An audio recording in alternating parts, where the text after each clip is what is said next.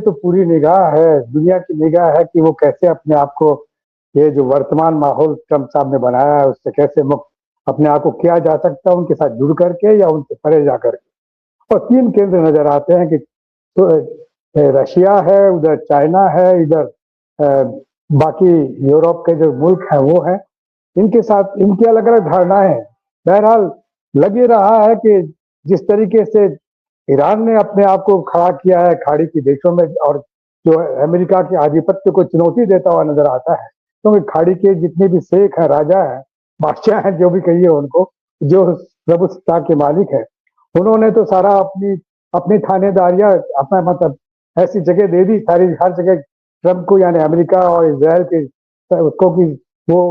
Iran के साथ में एक सीधा साबका कर सके, क्योंकि ईरान एक ऐसा मुल्क है जो 1979 से इस आज़ादी हासिल करके रजा पहलवी से और धार्मिक तरीके से अपने आप को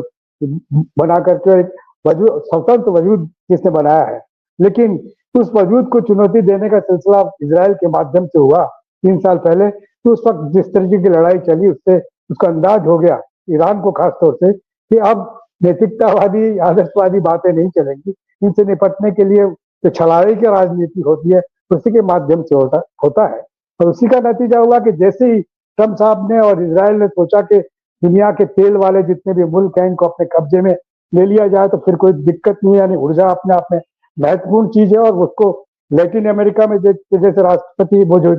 है उनको पकड़ के लाए और बाकी लोगों को भी क्यूबा को धमकियाँ दे रहे हैं और इधर